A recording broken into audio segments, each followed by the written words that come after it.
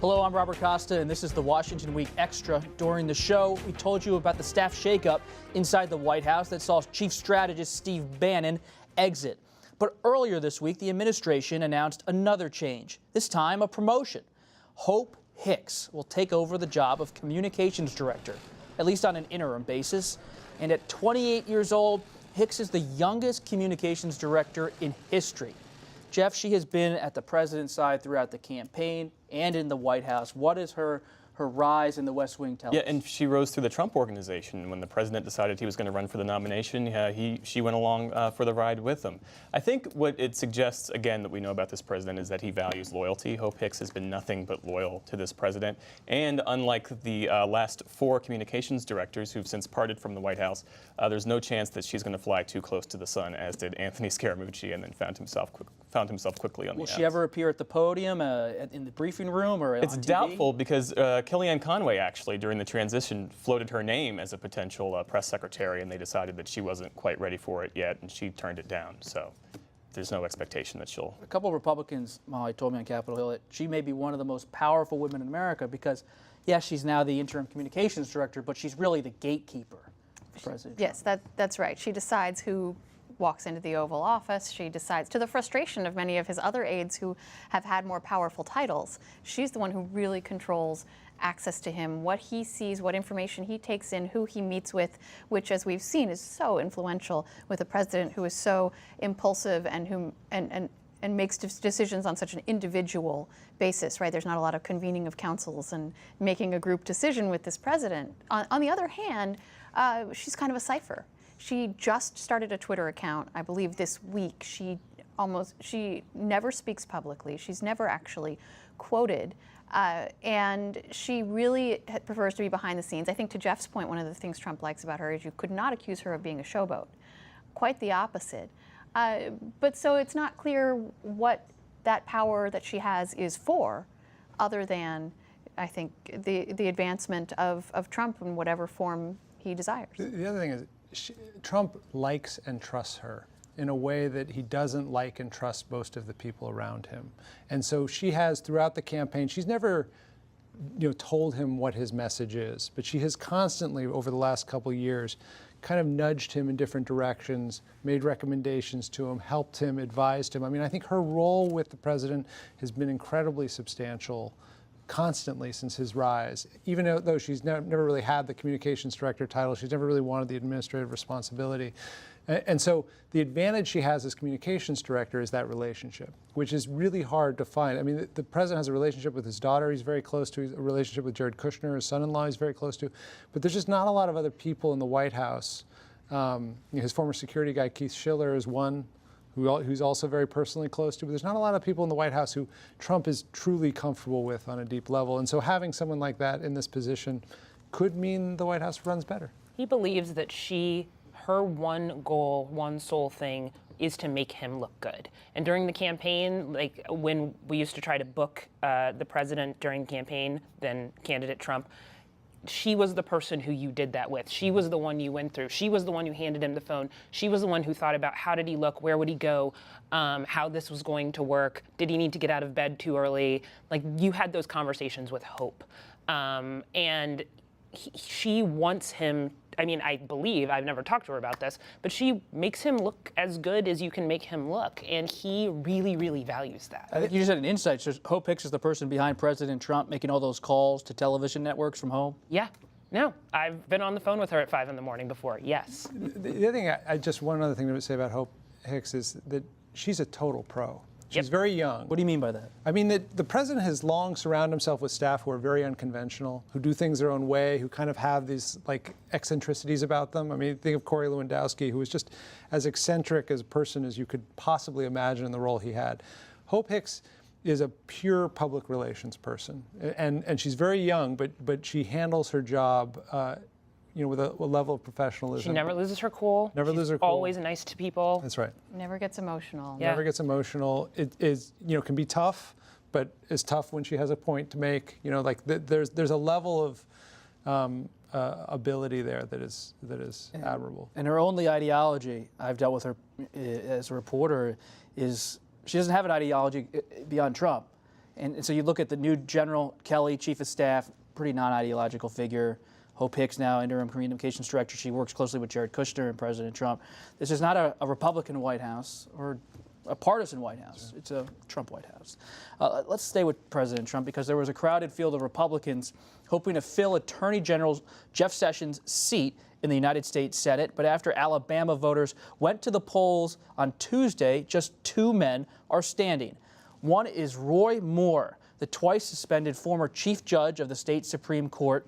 The other is Luther Strange, the appointed senator who previously served as the state's attorney general and was attorney general while the man who appointed him, Governor Bentley, was under investigation. Governor Bentley, Molly, the person who appointed Senator Strange, is now resigned from office. He left office under criminal charges. This Alabama Senate race, I think your headline for The Atlantic said it all. Was it more strange? Republican politics gets more strange? That's right. That's right. And it was a very interesting race, in part because of Donald Trump's intervention. Now, Luther Strange, the incumbent, as you say, is widely disliked in Alabama, in large part because many voters perceive him to be in the Senate as the result of what they suspect to be a corrupt deal. People look at him and they think that the fact that, you know, he was overseeing the investigation of the man who then put him in the Senate, they smell a rat there, and so they really don't. There's not a lot of affection for Luther Strange, even among Republicans. I believe his unfavorable rating is about 50%.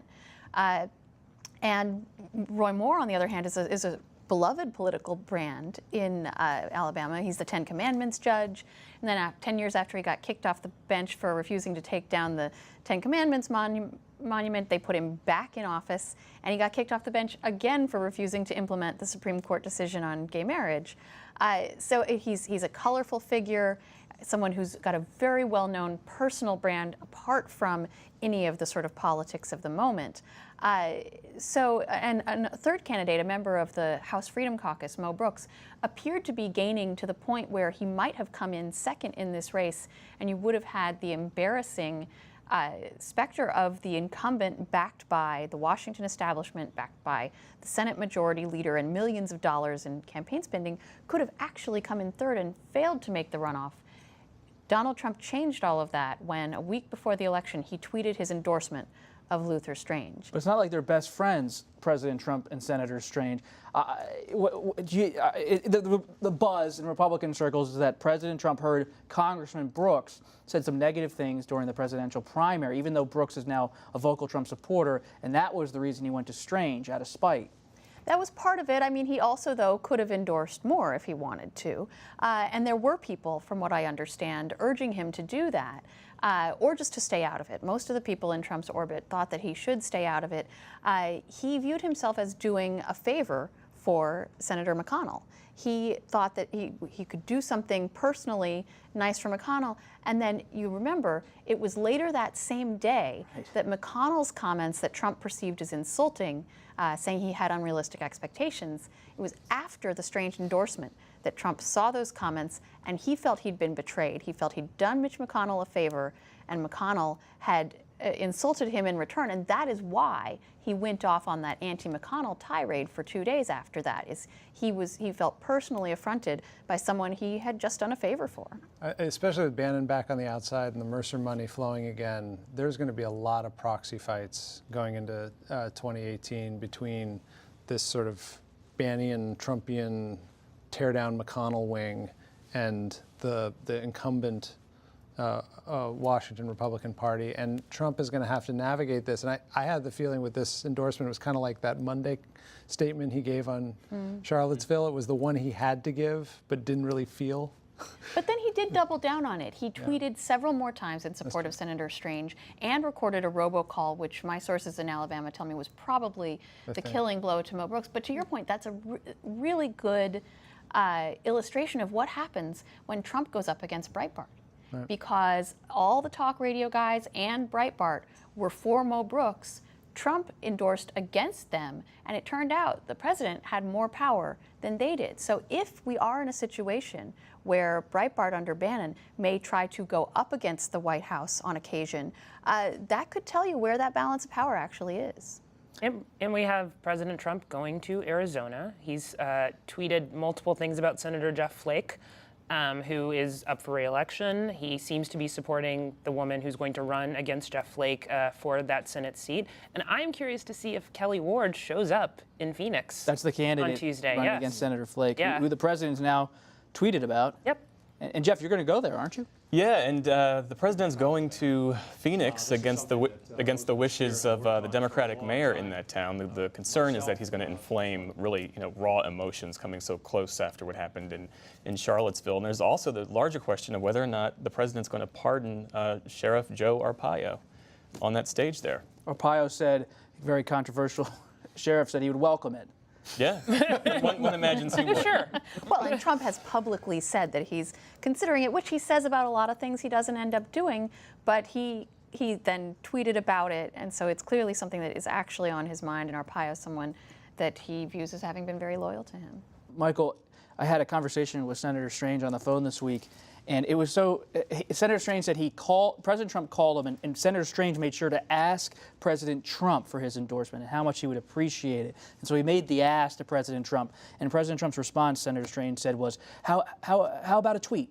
I'll do a tweet. And it just, as much as there are going to be these proxy wars, a lot of it just comes down to the whims of the president. That's right. And that makes it probably more exciting going forward. I do think that there is an untold chapter here of the Bannon-Trump relationship. I mean, you got to remember that Bannon and Breitbart led the effort to destroy Mitch McConnell in 2014. It was vicious. They hate each other. I mean, and Bannon also led the effort against Paul Ryan that same cycle.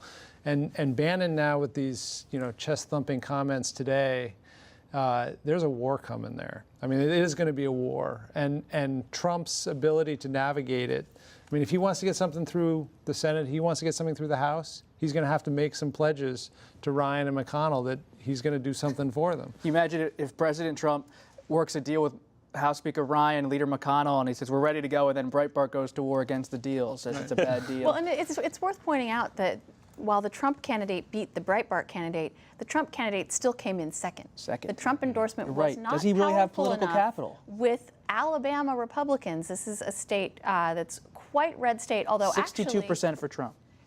Although actually, a lot of Trump's approval rating in Alabama is only in the 60s or 70s among Republicans. And the reason is because of his war on Jeff Sessions, who is the hometown boy who's very beloved. So it is worth noting that, Roy Moore beat Trump's endorsed candidate by 8 points. And my sources in Alabama believe that he is the favorite to win this runoff. So it remains to be seen if in a one-on-one race, the Trump candidate actually would beat the candidate who came in first among Alabama Republicans in the first round. I was reading a profile of Roy Moore. I have this here. He once warned against United Nations guards standing outside of every home. So this is maybe the senator who's coming to join Leader McConnell. Let's finish tonight with race, which was the subject of our show Friday, and race in America, and how the tragedy in Charlottesville reminded us all that the most people are having this uncomfortable conversation about race. They don't want to have an uncomfortable conversation about race. And let's think back to President Obama, because he tried to address the issue during his term in office, and because of other tragic events like the Charleston massacre. And you have to wonder, Jeff, why does race remain this third rail? I know you said on the show that we're having this kind of open wound and we're having the discussion, but so many people just shy away from it. Why does it remain a third rail in our politics? I think because it informs everything about people's lives to some degree, and politicians know how to leverage that to their own benefit, and we're seeing that play out in real time with the president. The president, whether or not these views are closely held, or whether or not he thinks that it helps him politically, he's messing with some really tough and particularly dangerous issues here, and we're seeing the real time effects of it. And Senator Scott said something to me that politics is a game of division, especially like campaigns are a game of division. And President Trump really was able to harness that to a certain extent. We are seeing what happens when you harness that, and then you are actually governing, you are actually the president. And it's not supposed to be a game for the president of the United States anymore. That's not his job. But if it leads to, like Molly, like you said on the show, if it leads to winning for the president, then he may continue to do this. And that's the really disturbing question that I have, is what if this is why Donald Trump won? What if, because there were lines that John McCain refused to cross, because there were lines that Mitt Romney refused to cross in their campaigns against a black man, against Barack Obama, what if that's the reason that they weren't able to win the presidency? And what if Donald Trump's open weaponizing of racial grievance is the reason that he was able to succeed where they failed? That's the really disturbing thing for me to contemplate. I don't have an answer to it. Not just disturbing about the president, but about the country. About our country. And I think we're seeing a lot of disturbing, as Shauna said earlier, a lot of disturbing undercurrents surfacing, a lot of Band-Aids being ripped off, to mix a metaphor. And it is really chilling to think about all of the national traumas we've swept under the rug. But here's what I don't get, Michael. You look back at The Apprentice on NBC, it had a very diverse audience, and that's detailed in Josh Green's new book about Bannon. You think back even to the campaign, when the Confederate flag issue came up, the president, then candidate Trump, said he wasn't a supporter of the Confederate flag. Has something changed? I don't think Trump behaves this way because he has a specific view about race. I think he behaves this way because he has instincts about how to promote himself, and he understands something about the country. So it's not that he has an agenda here or he has policies he wants to promote. It's situational, and a situation comes up and he reads it very quickly and he says, this is how it'll work for me and my people, and this is how I can get support, this is how I can take over all the talk shows, this is how I can get on cable news, this is how I can monopolize the conversation. In this case, it was to say there are a lot of bad lefties there, and let's have a fight over the Confederate War Memorial and history. You mentioned Obama in the initial question. I think it's interesting to look back at President Obama, who so many people put so much hope in terms of seeing him as a healing figure for the deepest and most fundamental wound in the country. And having covered that first term, he wouldn't touch race. He didn't want to go near it. He didn't want to talk about it. Every time he did, he kind of saw it as a big mistake and he would run back from it, the beer summit, if you remember that. And then he wins re-election, and he was convinced by that election, beating Romney, that the demographic change was happening, that there was a period coming where Democrats could just move forward. They wouldn't have to worry about this, that history had turned, and that there was this corner that had been made. And I think in retrospect, he made a lot of mistakes in the second term, because instead of addressing the whole country when he dealt with race, he acted as if that corner had already been turned and started doing what he really wanted to do. And there was a huge backlash against that. And I think it's one the country's now living through. Instead of addressing the whole country about racial issues, he started acting as if people who felt differently had been left behind by history. And that we still don't yet have that healing figure who can really address both sides of this issue. Final thoughts? Well, ironically, that one healing figure may be Mitt Romney, who is one of the Republican leaders most loudly denouncing Donald Trump. Now, you can say it's to no effect. When there was a potential job in it for him, he was happy to suck up to Donald Trump. But you do have these voices, more and more voices saying, this isn't the Republican Party I wanted to join. This isn't the Republican Party as I envisioned it. An openly racist party is not what I signed up for. People like Senator Scott, obviously, and people like Jeff Flake in Arizona, who has literally put his political career on the line. So I'm certainly not saying that the entire Republican Party is a profile in courage, but you're increasingly seeing, those of us who have covered the right for a long time know that the Republican Civil War, so to speak, didn't end when Donald Trump got elected. And we're seeing, in fact, that it continues to fracture. I also think the issue about race in this country, the conversation that should be had, and we'll see who decides to lead that conversation. The thing is, it is a part of the education. It is a part of healthcare. It's a part of where people live. People are even more divided on the internet in real life. And until you start to work through all of the inequalities that go all the way back to slavery, then we are never going to get over this. And our politicians have a really unique place to actually do something about healthcare, education, all of those things, and figure out how to try to create something that resembles an even playing field. And I know a lot of people think it is an even playing field and everyone has the same opportunity, but they don't. And that's what makes this conversation so hard. Jeff, final word. Yeah, I was particularly struck this past week that even though members of the president's business councils parted ways, a number of advisory panels completely were disbanded. And we had some Republicans come out and take the president on in ways they hadn't before. Not a single one of his evangelical advisors parted ways with this president. And I think that says a lot about where we are politically. That's it for this edition of the Washington Week Extra. Thanks, everyone, for being here. Great conversation. And while you're online, you can learn more about the rise of hate crimes and hate groups in the United States. I'm Robert Costa. See you next time.